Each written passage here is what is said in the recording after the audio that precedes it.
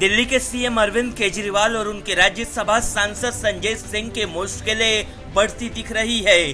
गुजरात की एक session court ने केजरीवाल की रिवीजन पिटीशन पर सुनवाई के बाद समन पर रोक लगाने से इनकार कर दिया।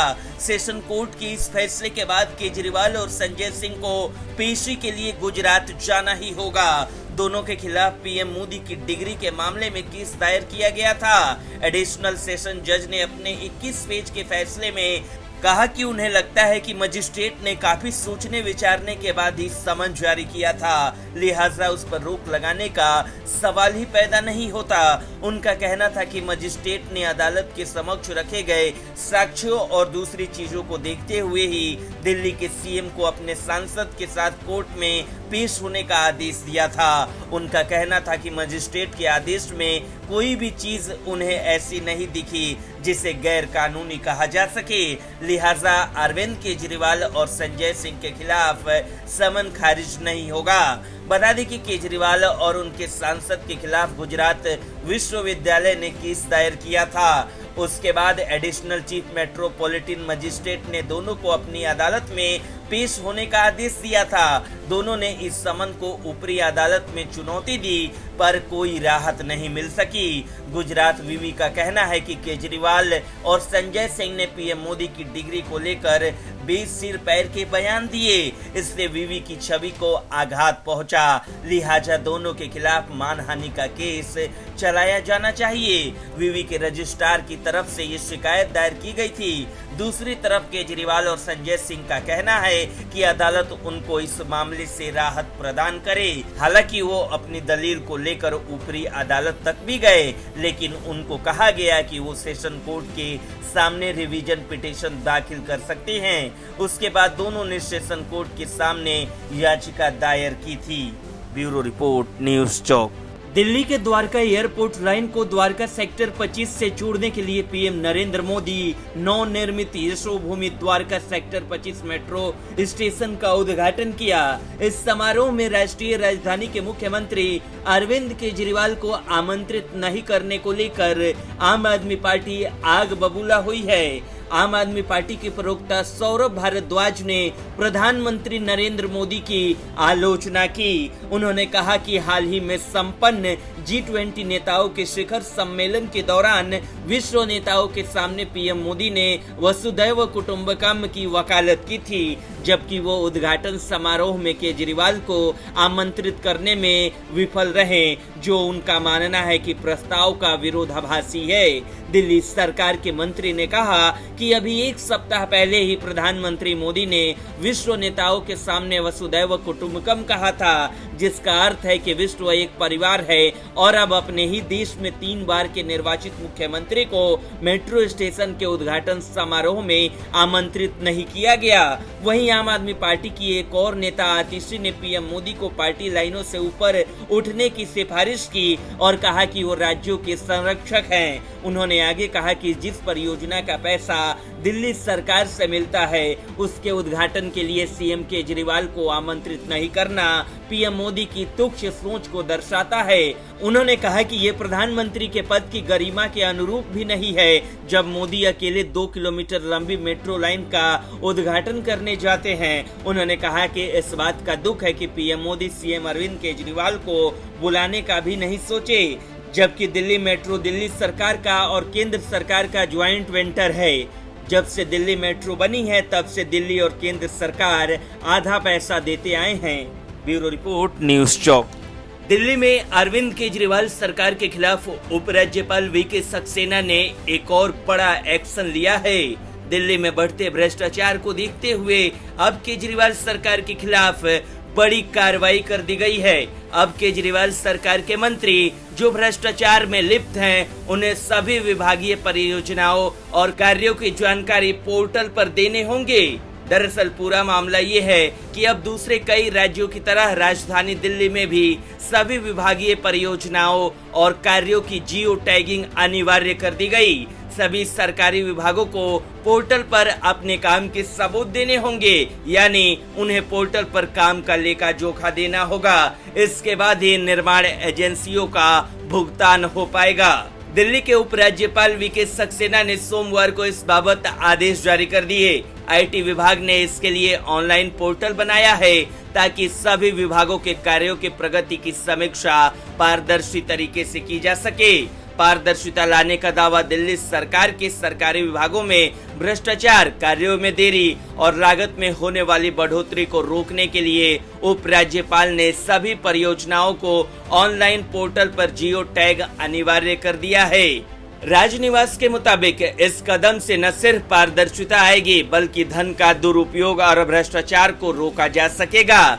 इसके साथ ही कार्य की गुणवत्ता को बनाए रखने और समय से पूरा करने में भी ये कदम सहायक होगा।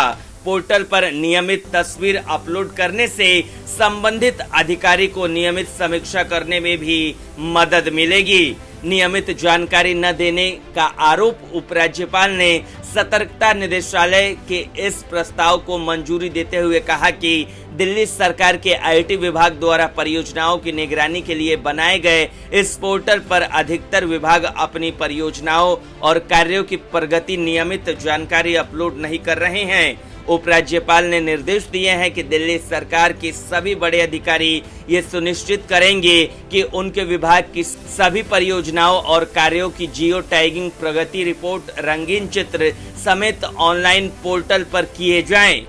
वहीं उपराज्यपाल के इस आदेश पर अभी तक दिल्ली सरकार की तरफ से कोई जवाब नहीं आया है, लेकिन उपराज्यपाल के इस आदेश से दिल्ली में भ्रष्टाचार पर लगाम लग सकती है। ब्यूरो रिपोर्ट, न्यूज़ चौक।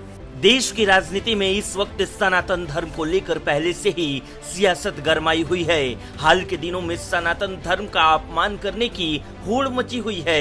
विपक्षी नेताओं को लग रहा है कि सनातन धर्म का अपमान करके ही लोकसभा चुनाव 2024 जीता जा सकता है। याद हो कि तमिलनाडु के मुख्यमंत्री एमके स्टालिन के बेटे उदयनिधि स्टालिन सनातन धर्म को लेकर विवादित बयान देते हुए इसकी तुलना डेंगू, मलेरिया और कोरोना से की थी। उदयनिधि स्टालिन ने ये तक कह दिया था कि सनातन धर्म को खत्म कर देना चाहिए। उदयनिधि स्टालिन के इस बयान पर बीजेपी हमलावर रुख में है और लगातार इसके लिए विपक्ष और उनके गठबंधन इंडिया अलायंस पर हमला बोल रही है। अब सनातन पर जारी विवाद के बीच बिहार के शिक्षा मंत्री डॉक्टर चंद्रशेखर ने एक विवादित बयान दे डाला। डॉक्टर चंद्रशेखर ने रामचरितमानस को लेकर ऐसी टिप्पणी कर दी जिसके बाद अब उनके खिलाफ लोगों का गुस्सा भड़क गया है। हिंदी दिवस पर बिहार हिंदी ग्रंथ अकादमी में एक कार्यक्रम में बिहार के शिक्षा मंत्री डॉक्टर चंद्रशेखर सिंह पहुंचे थे। गुरुवार को हुए इस कार्यक्रम में चंद्रशेखर सिंह ने कहा कि रामचरितमानस में पोटेशियम साइनाइड है, ऐसे में जब तक ये रहेगा तब तक इसका विरोध होता रहेगा। बिहार के शिक्षा मंत्री डॉक्टर चंद्रशेखर यही नहीं रुके, उन्होंने रामचरितमानस के अरण्य कांड की चौपाई पूजहि विप्र सकल गुणहीना शूद्र न पूजहु वेद प्रवीणा को लेकर कहा कि क्या इसमें जाति को लेकर गलत बात का जिक्र नहीं किया गया है। आगे चंद्रशेखर सिंह ने आरएसएस प्रमुख मोहन भागवत का जिक्र करते हुए कहा कि मुझे तो ऐसी टिप्पणियां करने पर देश से बाहर चले जाने के लिए कह दिया जाता है, लेकिन जब मोहन भागवत किसी खास धर्म को लेकर बयान देते हैं तो उन्हें क्यों नहीं भेजा जाता। बिहार के शिक्षा मंत्री डॉक्टर चंद्रशेखर सिंह के रामचरितमानस को लेकर दिए विवादित बयान पर अब बीजेपी की तरफ से पलटवार सामने आया है। बीजेपी की तरफ से चंद्रशेखर सिंह को धर्म बदल देने की सलाह दी गई है। ब्यूरो रिपोर्ट, न्यूज़ चौक। छत्तीसगढ़ में चुनावी बेसात बीत चुकी है। इस बार लड़ाई जबरदस्त होने वाला है। एक से एक धुरंधर मैदान में है। वैसे तो असली लड़ाई कांग्रेस और बीजेपी के बीच है, लेकिन कांग्रेस का काम बिगाड़ने मैदान में आम आदमी पार्टी भी उतर गई। हालांकि एक तरफ इंडिया गठबंधन के नाम से विपक्ष एकजुट होने की कोशिश में जुटा है, तो दूसरी तरफ छत्तीसगढ़ में खेल कुछ और देखने को मिला। दरअसल आम आदमी पार्टी छत्तीसगढ़ में कांग्रेस के खिलाफ ही ताल ठोक रही है। आम आदमी पार्टी के संयोजक और दिल्ली के सीएम अरविंद केजरीवाल बीते दिनों जगदलपुर पहुंचे, जहां उन्होंने जनसभा को संबोधित किया। इस दौरान केजरीवाल ने फिर से छत्तीसगढ़ में चुनावी लॉलीपॉप का बड़ा ऐलान किया। केजरीवाल ने गारंटी दिया कि बिजली कट नहीं होगी, 24 घंटे बिजली वो भी मुफ्त कर दूंगा।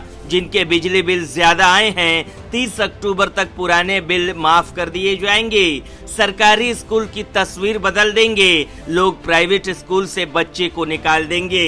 संविदा और दैनिक वेतन पर काम करने वाले टीचर रेगुलर किए जाएंगे। केजरीवाल ने कहा कि पूरा इलाज मुफ्त होगा। टेस्ट, ऑपरेशन, जांच सब कुछ मुफ्त। इसके लिए मोहल्ला क्लिनिक खोलेंगे। सरकारी हॉस्पिटल में लाखों का ऑपरेशन मुफ्त होगा। केजरीवाल ने जनता से कहा, आप सोच रहे होंगे पैसा कहां से आएगा, सरकार तो घाटे में चल रही है। दिल्ली पंजाब में हमारी सरकार आने के बाद सरकार फायदे में है। हम काला धन वापस ला रहे हैं और लोगों को इलाज फ्री में दे रहे हैं। हमने दिल्ली में लोगों को नंबर दिया, फोन करते ही सरकार घर पर आती है। केजरीवाल ने आगे कहा कि दिल्ली और पंजाब में 50,000 युवाओं को बिना रिश्वत सरकारी नौकरी दी गई है। पंजाब में ही 36,000 युवाओं को नौकरी दी गई है। छत्तीसगढ़ में भी नौकरी देंगे। जब तक नौकरी नहीं देंगे तब तक 3,000 बेरोजगारी भत्ता देंगे। केजरीवाल ने कहा कि माता बहनों को 1,000 हर महीने नगद देंगे। बुजुर्गों को तीर्थ यात्रा पर ले जाएंगे। जवानों की शहादत पर परिवार वालों को 1 करोड़ देंगे। कच्चे कर्मचारियों को पक्का करेंगे। ठेका प्रथा को बंद करेंगे। आदिवासियों के लिए पेशा कानून लागू करेंगे। सरकार बनने के 1 महीने के अंदर पंचायतों को उनके अधिकार दे देंगे। आगे उन्होंने लोगों को संबोधित करते हुए कहा कि जवान फिल्म देखी है। इसमें शाहरुख खान कहता है कि जब नेता वोट मांगने आए तो पूछना कि हमारी सेहत शिक्षा के लिए क्या करोगे। बता दें कि ये पहली बार नहीं है जब केजरीवाल ने चुनाव से पहले बड़ी बड़ी गारंटी दी हो। हालांकि दिल्ली और पंजाब को छोड़ दे तो अभी तक लोगों को केजरीवाल की पार्टी पर उतना भरोसा नहीं हुआ है। Bureau report, news 24।